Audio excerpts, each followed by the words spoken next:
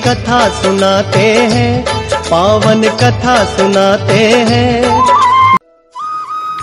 सदाशिव बाबा की जय, महाप्रभु श्री रामलाल जी महाराज की जय, आनंद कंद सदगुरुदेव स्वामी चंद्रमोहन जी भगवान की जय,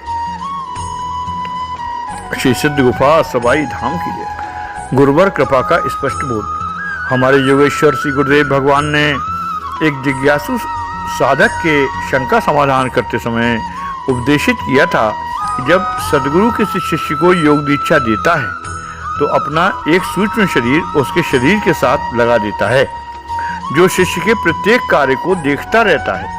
आदरणीय गुरु भाई श्री सत्यपाल सिंह जी के साले ने बताया कि योग योगेश्वर श्री चंद्रमोहन जी महाराज हमेशा अपने बच्चों के रक्षार्थ तत्पर रहते हैं। उनका कोई भी बच्चा जब कभी कहीं किसी मुसीबत में फंसा होता है तो वे करुणा निधान अपने भक्त की पुकार सुनकर तत्काल वहां पहुंच जाते हैं।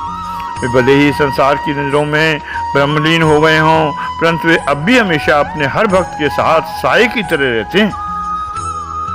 हमारे परिवार पर हमेशा से श्री प्रभु जी की असीम कृपा रही है। श्री चंद्रमोहन प्रभु जी के ब्रह्म में लीन होने पर हम अपने आप को अनाथ सा महसूस कर रहे थे, परंतु हमारे आनंद कंद श्री प्रभु जी का वरद सदैव हमारे परिवार पर रहता है।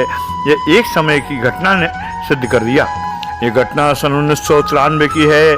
हमारा परिवार जन्माष्टमी के अवसर पर सालवन से श्री कृष्ण की जन्मस्थली मथुरा के लिए चल पड़ा। हमने रास्ते में फरीदाबाद से बहन उर्मिला शर्मा एवं उनकी पत्नी सत्यपाल शर्मा जी को साथ ले लिया। हमारे जीजा जी सत्यपाल जी गुरुदेव के परम भक्त हैं तथा योग साधना में भी उनकी अच्छी स्थिति है। हमारा सारा परिवार श्री कृष्ण जन्माष्टमी के एक दिन पूर्व अर्थात 10 अगस्त 1993 को बरसाना एवं गोवर्धन पर्वत देखते हुए मथुरा पहुंच गए। वहां पहुंचकर हमें किसी धर्मशाला में स्थान न मिलने के कारण हम वृंदावन मार्ग पर बिरला मंदिर के बाहर चबूते पर रात बिताने के लिए ठहर गए। हम अपने साथ अपनी जीप लिए हुए थे, इसलिए हमें इधर उधर जाने में काफ़ी सुविधा थी। वहां पहुंचकर हमने चबूतरे पर विश्राम किया। सवेरे उठकर अर्थात 11 अगस्त 1993 को अपनी गाड़ी लेकर वहां से 2 या 3 किलोमीटर पर पागल बाबा का मंदिर है, जहां शौच आदि से निवृत्त होकर उस मंदिर में स्नान आदि के लिए दर्शनार्थ चले गए। वहां मंदिर के प्रांगण में नहाने के लिए काफ़ी लंबा चौड़ा गहरा तथा पक्का तालाब था, जिसमें सभी श्रद्धालु स्नान करके मंदिर के दर्शन करते हैं। हमने भी उसमें स्नान किया, परंतु स्नान करते समय मेरी धर्मपत्नी के कान का झुमका उस तालाब में गिर गया। हमने 5-6 व्यक्तियों ने लगातार 2 घंटे तक उस तालाब का चप्पा चप्पा छान मारा। काफ़ी प्रयास के बाद भी झुमका नहीं मिला, क्योंकि इतने बड़े तालाब में झुमका मिलना नामुमकिन सा था। हमारे जीजा जी कहने लगे कि यहाँ से श्री प्रभु जी का धाम श्री सिद्ध गुफा सबाई नज़दीक ही है, आज रात वहीं ठहरेंगे। श्री सिद्ध गुफा के दर्शन करने से मन को शांति मिलेगी। हमारा मन तो किसी चीज़ में रहा ही नहीं था, परंतु फिर भी हम अनमने भाव से वृंदावन के दर्शन करने के पश्चात श्री प्रभु जी के पावन धाम के लिए चल दिए। हम रात को 8 बजे श्री सिद्ध गुफा सबाई धाम आश्रम में पहुंच गए।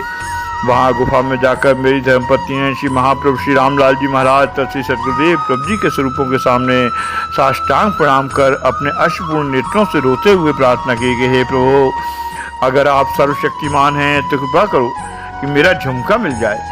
और विभक्त वत्सल श्री प्रभु जी मन मन मुस्कुराते रहे। हम रात को वहाँ ठहरकर श्री प्रभु जी के दर्शन करने के पश्चात 12 अगस्त 93 को 11 बजे आश्रम से मथुरा के लिए चल दिए।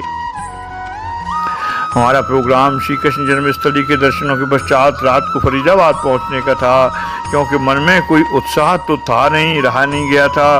परंतु आगरा पहुंचने पर हमें एक व्यक्ति मिला। उसने कहा, आप लोग यात्रा पर चल ही रहे हैं तो दाऊ जी का मंदिर भी देखते जाओ। हमने सोचा चलो उधर से होते हुए निकल जाएंगे। वहाँ पहुँचते पहुँचते हमें 4 बज गए। वहाँ पहुँचकर पता चला कि दाऊ जी का मंदिर तो बंद हो चुका है और 7 बजे खुलेगा। हमारे मन में श्री प्रभु जी ने प्रेरणा की कि 7 बजे तक रुको, दर्शन करके ही जाना। हम 7 बजे श्री दाऊ जी के दर्शन करके गोकुल धाम के दर्शनों को चल दिए।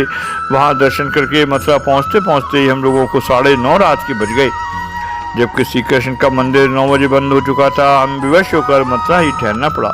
उस दिन भी हमें किसी धर्मशाला में स्थान नहीं मिला और श्री प्रभु जी ने हमें बिरला मंदिर के चबूते पर फिर से पहुँचा दिया।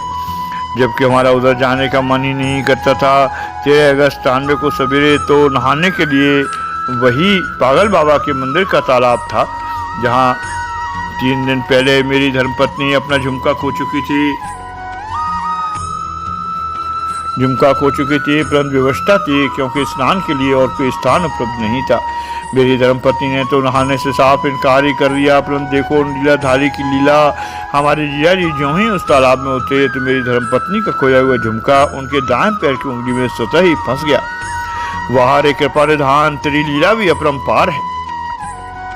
कैसे कैसे हमें दोबारा उसी स्थान पर पहुंचा दिया और झुमका हमें दोबारा मिल गया, दोबारा दे दिया। इस प्रकार कहते हैं करना निधान अपने बच्चों पर पूर्ण कृपा करते हैं। दूसरी कृपा और दीक्षा प्रसाद प्रसंग वाराणसी मंडल के गुरु भाई श्री हीरा पांडे जी का है।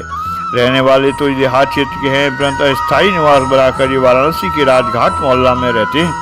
उन्होंने एक गाय भी रखी है जिससे परिवार के गोरस का काम चलता रहता है। संभवतः घटना सन 1978 की है। मई के महीने में यह गाय दोपहर के बांधने वाली रस्सी तोड़कर कहीं भाग गई। सायंकाल इन्हें पता लगा कि उसे उन्होंने ढूंढना आरंभ किया। संबंधित सब स्थान पर उन्होंने खोज की, गाय कहीं नहीं मिली। ये बड़े ही निराश एवं उदास हुए।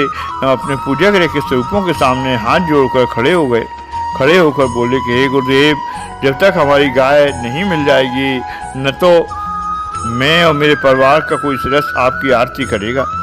ये एवं इनके परिवार का सदस्य बिना आरती किए खा पी कर सो गए। दूसरे दिन प्रातःकाल 4:45 बजे एक अजनबी आदमी गाय लेकर आया और इनका नाम पुकारा तो ये घर से बाहर आए। उसने गाय की रस्सी ने पकड़ाई और कहा, इसकी सुरक्षा पर भी ध्यान दिया करो। इन्होंने निवेदन किया, चाय पीकर जाइए। उस अजनबी ने कहा, तुम्हारे घर की चाय नहीं पीऊँगा। तुमने रात गाय न मिलने के कारण आरती पूजा भी तो नहीं किया। मैं जा रहा हूँ। यह उससे और कुछ प्रार्थना करते इससे पहले इनके सामने वो अजनबी व्यक्ति अंतर्ध्यान हो गया। अतः हमें आपको सतर्क एवं सावधान रहना चाहिए।